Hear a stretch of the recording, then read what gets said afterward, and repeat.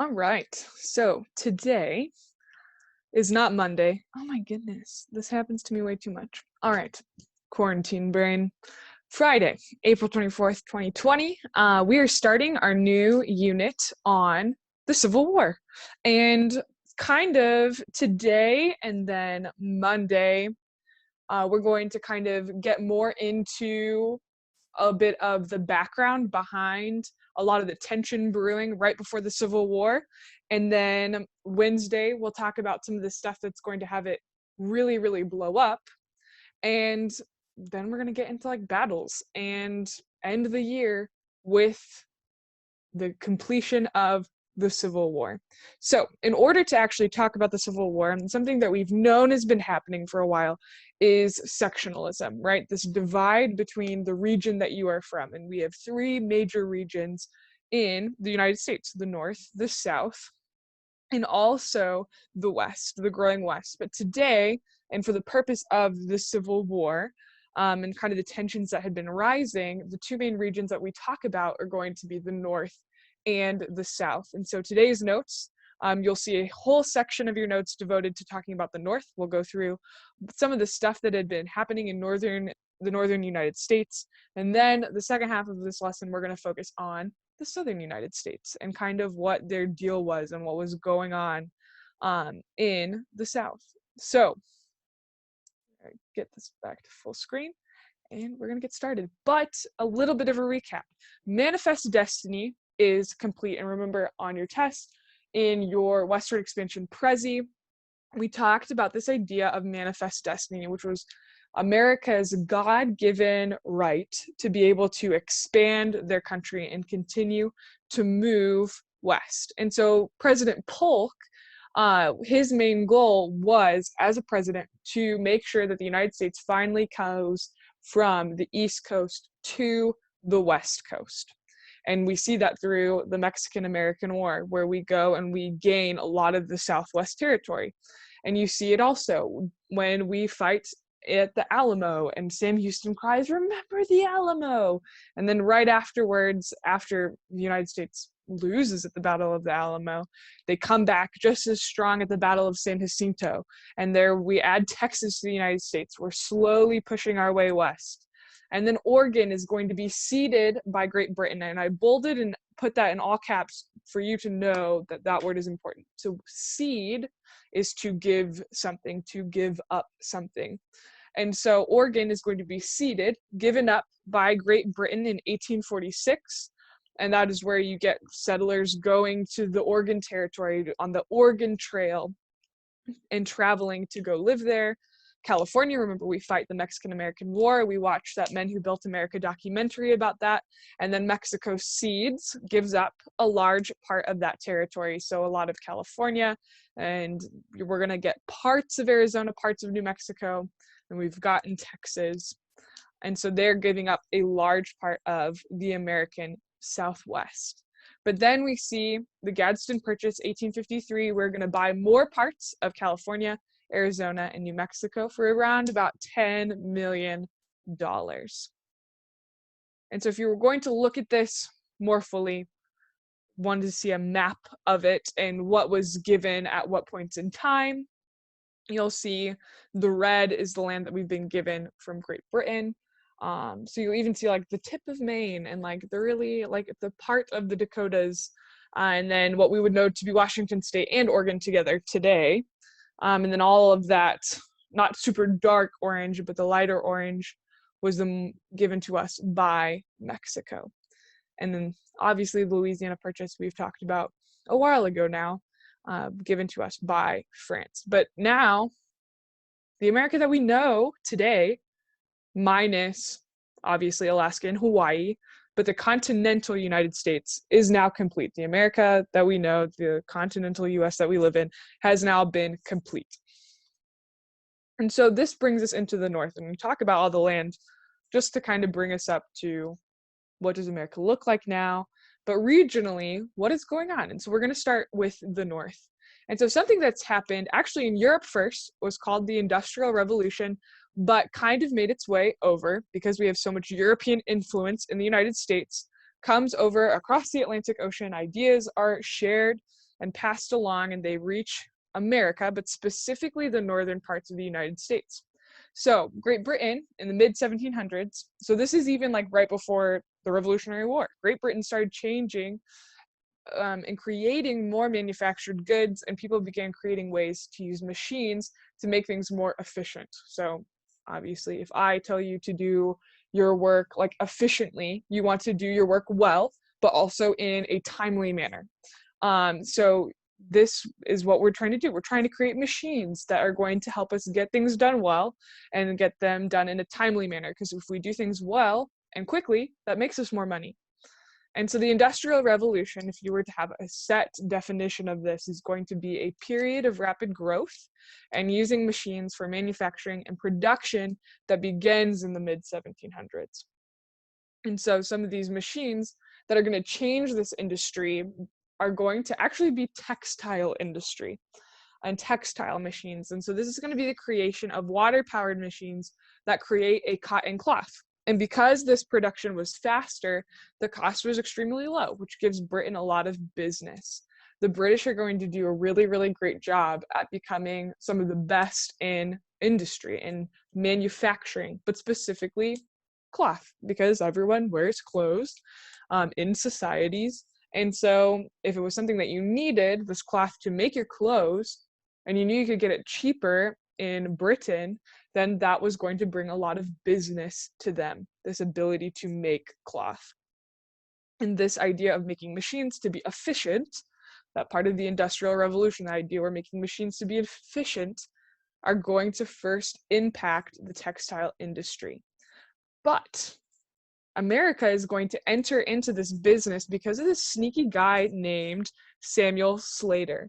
So Samuel Slater was British, and he, living in England, was a part of the textile industry, but he memorizes the British textile mill plans and then sneaks away to America. So he has them like all memorized up in his brain. He knows exactly how these machines are built. He knows exactly how the factories run. He has some of these plans stowed away. He sneaks out of the country, gets into the United States, and then gives them to a New England businessman. So we talked about New England colonies, so this is like Massachusetts, Connecticut, Rhode Island, New Hampshire, Vermont, that area. So he gives them to a New England businessman, and he goes, this is going to help your textile industry, your making of cotton cloth, become so much faster. And this guy is like, okay, whatever. And then it worked. And so all of a sudden, the secret that had been Britain's for so long, all of a sudden gets shared with the United States. And the United States starts to grow in this creation of cloth. And they are starting to make things cheaper. And people are realizing, oh, we don't have to just buy stuff from Britain. We can start buying things from the United States. And so these new machines, whether this is ways to make cloth, but there's going to be a lot of other machines that are going to be created because of the Industrial Revolution that are going to bring new ways of life to people. Because these textile mills, which are going to be all of these factories that are coming together to help with every single part of manufacturing this cloth, they start popping up all over the Northeast. And one of the reasons why we're really only having these kinds of factories in the Northeast was because there was a lot more rivers. There's more waterways up north to be able to power these machines. We don't have electric power yet. We have to create power based off of water and how we channel that water to create energy. And so in the 1790s, most of your machinery was made by hand, but also with the fear of a war with France. Remember, in the 1790s, this is when George Washington has said, don't go to war with other countries. But like France is like, you promised to help us in your revolution. And then we're like, we didn't promise you anything. You just assumed that we would help you because you helped us with ours. And so we're making all these machineries by hand because the government is actually wanting us to make guns for fear of going to war. So our machinery is kind of lacking. And so Eli Whitney, who's pictured on the slide, he creates this idea of interchangeable parts. And he's like, a lot of things in machines are actually the same, like these different gears and wheels. And why don't we just make tons and tons of one type of part? And so when people need like something breaks in one machine, they can go and buy this part that might be broken and easily fix it on their own. Or if you are in a factory making multiple different products, you can just buy one thing that actually goes into all of them. And so we call this interchangeable parts. The parts of the machine that are identical, which makes machines easier to assemble and parts easier to replace. And this is really a lot of times those interchangeable parts were made for the idea of being able to quickly assemble guns to help us go off to war in the 1790s. Did we go off to war in the 1790s? No, that happens in the War of 1812. But it's interesting to see that because of that fear of war with France that we had talked about around the time of George Washington into John Adams's presidency, and that it creates these kinds of inventions, this idea of interchangeable parts. And so factory production starts becoming more common, and now people could hire anyone to help run machines. You didn't need a specific set of skills to run a machine. It was pretty quick to learn to just monitor the machine to make sure that everything was going smoothly. Granted, some things were dangerous if something did break accidentally, but it was a pretty easy job. And people of all types and from all backgrounds could do this job. And so soon it actually became common for whole families to get hired and have them work all different kinds of jobs in the factories. And so we would actually call this system the Rhode Island system because it originates in Rhode Island. But you would see a family, the mom, the dad, the little kids, the siblings of kind of all ages getting hired by a company to do just all these different jobs, whether it came to repairing machines, manning the machines, cleaning up around the factory, serving meals to workers.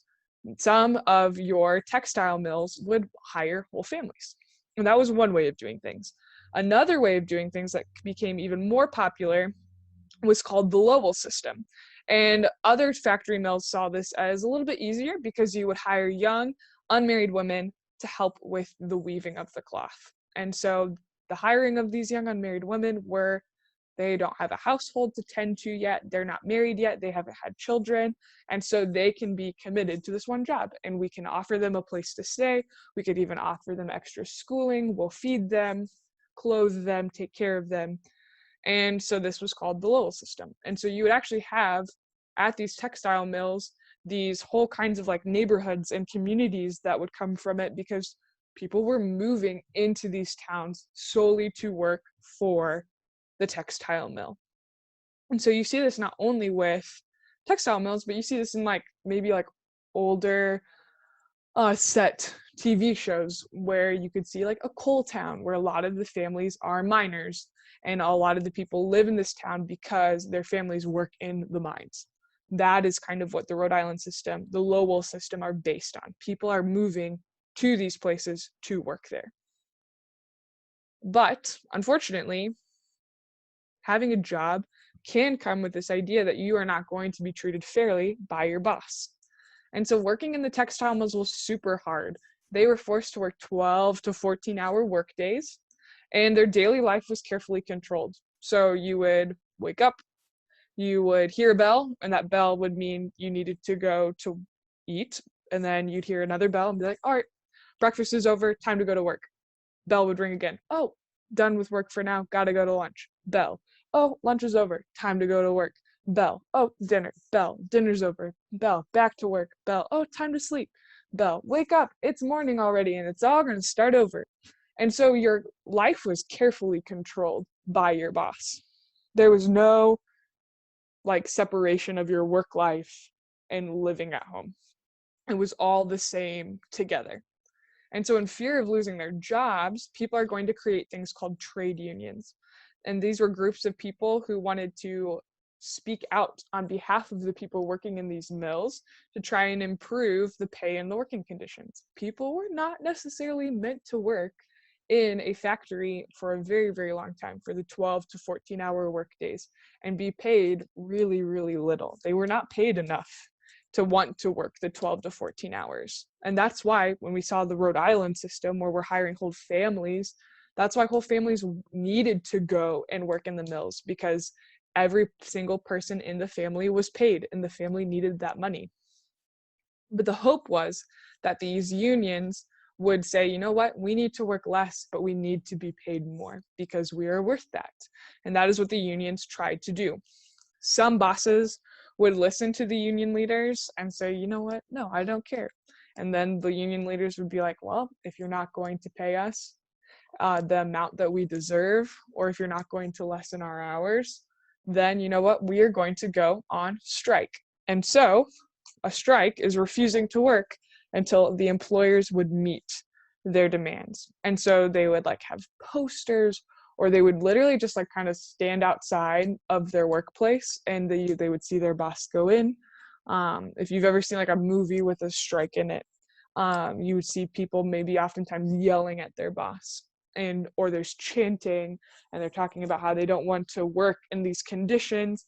And when these workers are going on strike, the business is not making money because their workers aren't showing up to do their job. And so this makes these employers lose money. And so oftentimes the strikes would be effective, and these people would have to maybe change the working conditions. But this is just the beginning. It gets a lot more intense than the 1790s and strikes. For some people, a lot of people actually later on in like the early 1900s and working conditions, a lot of people are actually going to die because of this. And people are not going to care about their lives and what happens because they view them as just another worker and just someone they have to pay to be able to make more and more money.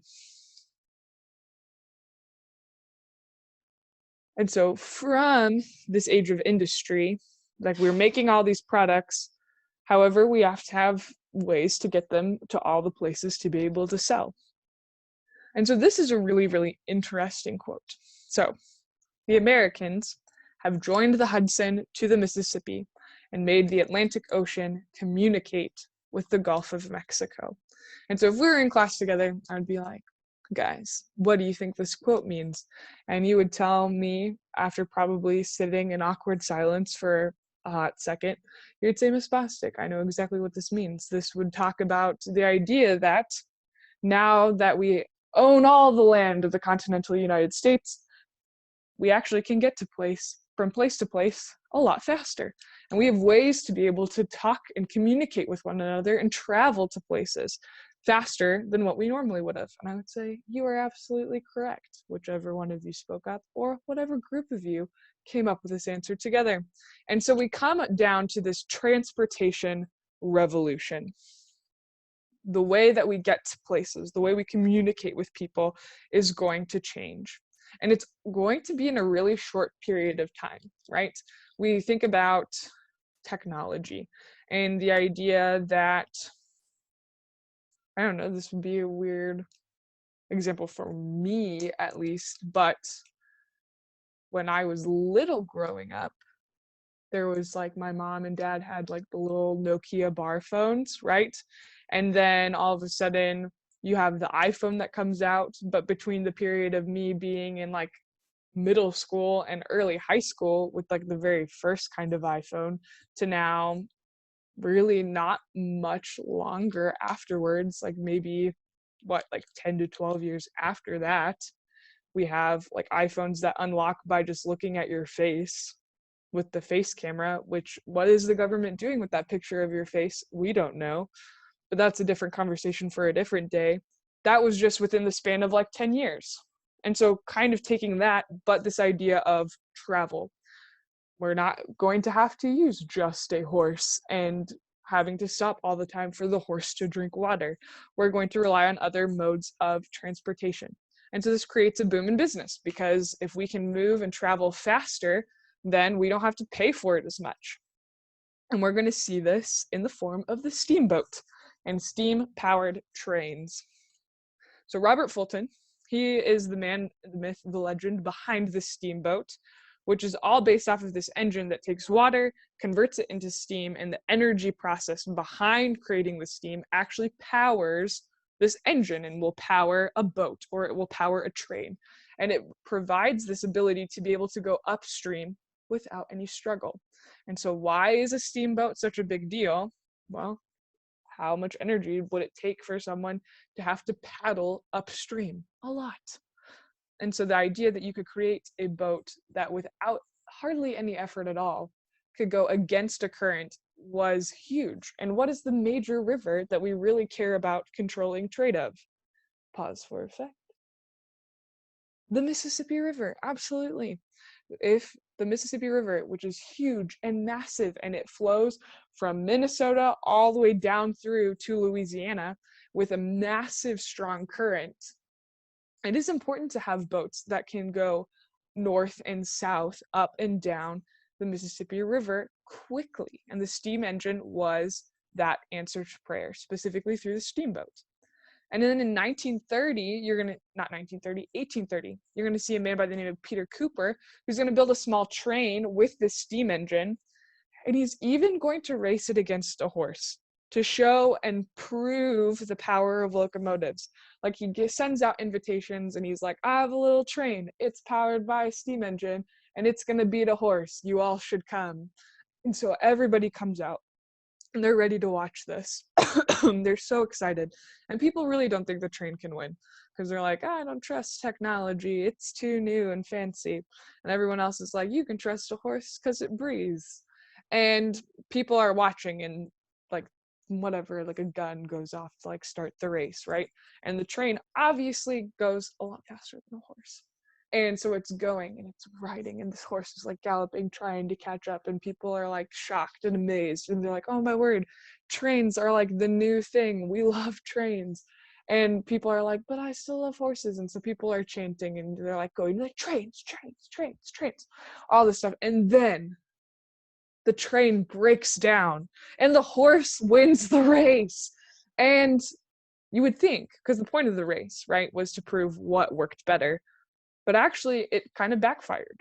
Even though the horse won, people didn't really care because the train was new and exciting, and it actually was faster. And if you could figure out how to make sure the train wouldn't break down as much, then obviously the train would have been the better choice.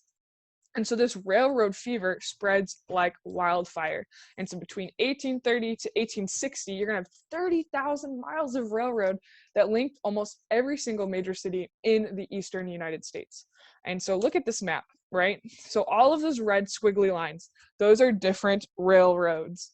And so I want you to notice, first, well, you can like say, oh, poor little California, they only have one tiny little railroad. But look at all of the railroads that are up north, right? And a lot of our more major cities are in the north. And why would that be? Because we have a lot more industry up north. And in the South, which we're going to get to really soon, but you already know this about the South, they are focused a lot more on agriculture. They have a lot more of their roots in farming. And so they don't have as many major cities as the North did. And so if you keep that in mind, and I would, if you have a photographic memory or force yourself to have a photographic memory, remember that the North has more trains. That'll come in so much help later on when we try to understand parts of the Civil War. But to quickly run through some other technological advances, we have Samuel Morse. He perfects the telegraph, which is a device that can send information through electric current over wires across great distances. This is going to help politics with how we vote, railroads, how politicians can travel and have people actually know who they are and actually meet the people who are voting for them. But also, this will be helpful with railroads in the fact of when is a train coming in? Did something happen to the train? Do we need to go help the people get off the train if there's been a robbery or people are trying to attack the train? The telegraph is going to help with that as well. But Morse code will be connected to the telegraph, right? Named after Samuel Morse, which will be the electric current that can be put into combinations of short pulses, which would be dots, and long pulses, which would be dashes. And they represent the alphabet. But as factories shift from being powered up from water, they actually start being powered off of steam. So they can actually be built anywhere. We don't need to focus on trying to build these factories alongside rivers. We can build them basically anywhere. John Deere will be famous at this point in time, as he is a legend now, obviously, for creating the steel plow for farmers. But then you also have Cyrus McCormick, who's going to develop the mechanical reaper to help us harvest quicker, and then Isaac Singer. It will create the sewing machine, which will really, really help women at home. So these are other small things that we don't really think of that are changing the way we live. And so that is kind of what's been going on in the North. So if you want to remember specific things about the North, it's going to be industry, manufacturing, new inventions that are helping us move quickly and faster and making costs lower. And so we can focus more of our business in the North. But the South is going to be really important with a lot of these businesses in the North because they're going to supply a lot of the raw materials that is going to be manufactured in the North. And so this is going to be really greatly the growth of the cotton industry because the textile companies need cotton to be able to actually weave cloth. So cotton was originally not actually a profitable crop in the South. The seeds had to be taken out of the cotton to be usable, and it was a really lengthy process. Like the little seeds would poke your fingers, you'd like bleed all the time, and then your blood would get all over the cotton. Cotton is white, so it would stain it. And it would not be very nice to like weave a shirt that had your blood stains in it from the cotton. That'd be really gross. And so it was a really lengthy process to actually carefully take seeds out of cotton. And this is when textile mills are on the rise. And so all these southern farmers and plantation owners are like, we grow all this cotton, we can make so much money because there are all these factories in Europe, in the north of the United States who need us, who would pay us great money to have this cotton. We need to figure out a way to make this easier. And so Eli Whitney, the man of interchangeable parts with the guns in 1790s, comes back with the cotton gin. And this is a machine that is going to remove the seeds from the cotton, easy and fast. And so cotton plantations are going to grow rapidly. This is going to be the thing that is going to rebuild the plantation South. And after Native Americans had been removed because of Andrew Jackson, remember we talked about him, and his removal of all of the Native Americans that were in the southern portion of the United States, we now have all this land because we forced the Native Americans out of their land so we could grow more cotton where they left. And therefore, more farmers could make more money off of cotton. And remember, they're also not paying for labor. So the increase in cotton production, it's going to encourage these people to get rich in the South, but it's also going to mean that they're going to need more slaves because we have more land, because we need to grow more cotton. That means we need more labor. And remember, we don't like to pay for labor because we're lazy. So more slaves. And the big phrase that's going to come from the South is this idea that cotton is king. When you think of the South, you're going to think of the growth of cotton. And the South will also be called King Cotton. But the Southern society and culture is going to be deeply embedded, deeply connected to this growing of cotton. And so for the first half of the 1800s, only about 1/3 of your white Southern population actually even owned slaves. And even less than 1/3 of the population even owned a plantation. They actually had small farms. And so when we think about people who actually owned slaves, it was not like a massive part of the population who lived in the South, but the people who had slaves had actually many slaves, or from a few to many. But the plantation owners had the most influence in the South, even though they were less than half of the population. Why would a plantation owner have more influence? Because they are very wealthy from growing all of their cotton. The wealthy people, because of the amount of money they have a lot more influence. And so these planters, who are the wealthiest, they own a lot of the land, and their main focus is going to be making profit on their crops and supervising their slaves. So that way, if they're profiting off their crops, if they're making sure their slaves are doing the work, then that means they can easily make more money. But most white Southerners were what we would call yeomen, which were just owners of small farms, maybe only owned actually a few slaves, and worked alongside them. However, their slaves, being African American, they would still view themselves as above their slaves. They owned them, which as we've talked about multiple times, is not okay. It is not okay to own another human being. But these planters, these yeomen, these white Southerners who owned these small farms, did actually work alongside their slaves. But many in the South were deeply connected to church, and they actually used their religion to justify slavery.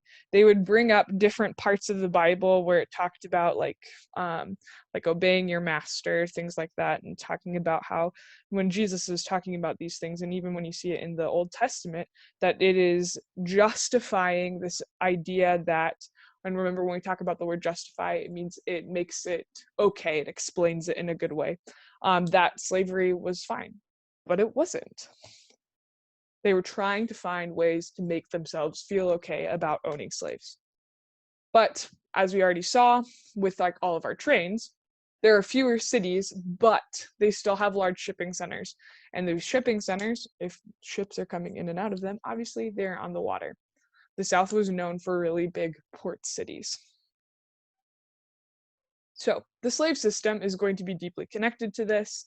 In the 1700s, you actually see most of your slaves are male. They come from Africa or the Caribbean. But by the 1800s, we actually see an equal number of male and female slaves.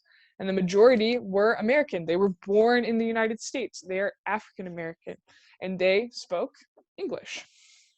And so their connection to Africa or their connection to the Caribbean was really actually pretty small because they had never been there before. They were born in a country where everyone spoke like English. They didn't speak some sort of like African language or a Caribbean dialect.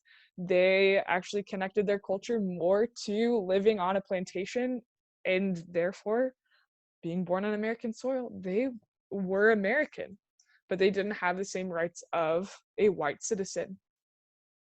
Most of your slaves you're going to see being house servants, so working inside the house, helping cook, clean, serve meals, or you're going to have actually a lot more be agricultural slaves working in the fields, helping pick, grow, tend to the cotton, or even skill slaves. So you'll see people who are blacksmiths or are really good with making shoes, and they have some sort of set skill, which was a really, really helpful thing if you were a slave, if you knew a skill, because your master could actually hire you out to other people for you to perform that skill for. And sometimes, depending on who owned you, they would let you keep part of the pay for that service that you could do.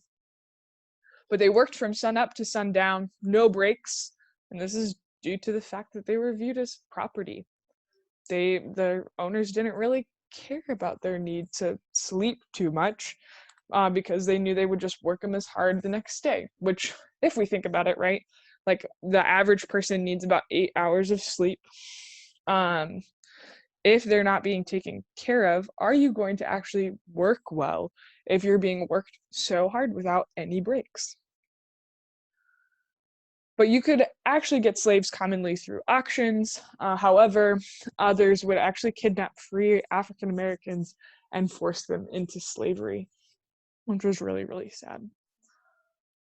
But some states actually allowed their masters to free their slaves over time, or even allow slaves to purchase their freedom. And both of those situations were very, very rare. It just depended on who your master was and how they viewed the institution of slavery. So here you see like kind of one of the houses, or well, two up here, two houses that slave families would live in. That bottom right picture is actually from Mount Vernon. So George Washington, our first president, he owned slaves. So at his plantation in Virginia called Mount Vernon, this is one of the slave quarters that his slaves would actually live in. You would probably have about like 2 to 3 people per bed, per bunk bed. And this was kind of like their little living area. All of them lived there. And then you could even see this whole little advertisement at the bottom left. Just arrived, a parcel of prime slaves. And so this idea that we're selling them, that we have ads in the newspapers, they are property. And so this brings about this idea of slave codes. What are the laws that we have put in place for how we regulate, how we handle slavery in the United States. Because some planters gave better living conditions to their slaves to keep them healthy, because they understood that if they were healthy, they would work better. But that was really rare. And so all planters punished their slaves in some way, and it was by these slave codes. Often they would also be in front of all of the others to show how they handled disobedience. And that oftentimes the punishment would be pretty extreme for this idea of, if I punish this person really, really harshly and I do it in front of everyone else, then there will be that fear in these other slaves they're not going to disobey because they could suffer the same consequence. And so states, they'll pass these strict laws called slave codes to be able to regulate how slaves are behaving. So some examples would be like, slaves could not be seen talking to white people. Slaves are not allowed to read or learn how to read, so they can't receive an education. That is illegal. And also, they can't leave the plantation without authorized papers from their master. And the education thing was a really big one. It was very important for slave owners that their slaves could not learn how to receive an education and could not read and could not write, because they were so afraid that once they could read, once they could write, then they would start reading things about freedom, or they would read about the people who were trying to actually free slaves and abolish, end slavery, and want to join in that, or try, it would maybe make them even more wanting to run away. But there's this whole development of slave culture that grows because of all these people who are living in captivity with one another, and really oftentimes feel like there is no hope of ever being free. And so family and community become very, very important. They found comfort in being with one another. They share many similar experiences. Religion plays a huge role. Many were Christians. They're going to find a lot of similarity of their story with the Israelites being in captivity in Egypt. And they see themselves as these Old Testament Israelites and believe that one day they would have freedom. And so they sing songs called spirituals, which were these very emotional songs that blended a lot of the African culture of their ancestors and the European music that they had been exposed to. And they kind of blend the two together to express these beliefs. But oftentimes they had to hold these little mini like church meetings in secret, otherwise they would get in trouble. But they would do them anyway because it was like kind of a way they could resist and push back against the idea that someone owned them. But some would actually full on rebel and resist in very, very large ways. And so one of these people would be a man by the name of Nat Turner. He is pictured up above. Um, and some of this, they would rebel in ways that would make their owners very, very scared. Because if you think about it, if you own many slaves, the idea is that you are probably outnumbered if they all band together and tried to attack, right? I mean, you wouldn't give your slaves guns, but if they were violent enough, there was this possibility that they could maybe all escape and you would lose your free source of labor. And a prominent rebellion was going to be led by a slave named Nat Turner, who was in Virginia. And so in August of 1831, Turner and 50 plus followers go and they attack 4 different plantations. They kill 60 white Southerners. And in trying to stop the rebellion, over 100 slaves not even involved died because of this.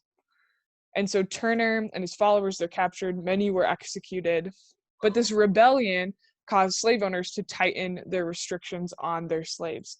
And it leads us to call slavery a benevolent institution because of this idea that, you know, the reason why we're putting these restrictions on you is because we care. Like, remember Nat Turner's rebellion? Or did you hear about Nat Turner's rebellion and all of the slaves who died, even though they weren't helping Nat Turner go and attack all these plantation owners? Like, we are trying to protect you. We don't want you to die. We're trying to save your life. And so for some of these slave owners, they believed themselves to be these very generous caretakers over their slaves by making sure they could never leave or couldn't speak to other people and control every aspect of their life. And so you see this brewing in the South, but you also see all of this business growing in the North, and these Northerners needed the cotton grown in the South. And these people in the South, the only way they believe that they can grow enough cotton to make enough money to survive or to excessively survive, right, with a lot of money is through having slaves. And so we're going to see this big problem as it grows.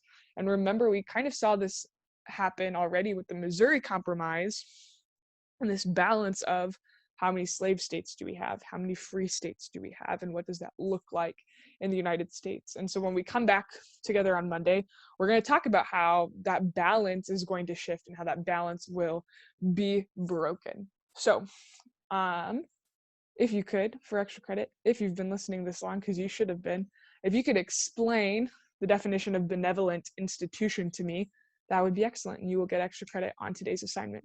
All right. I hope you are all doing well. Have a wonderful weekend, and I will see you on Monday.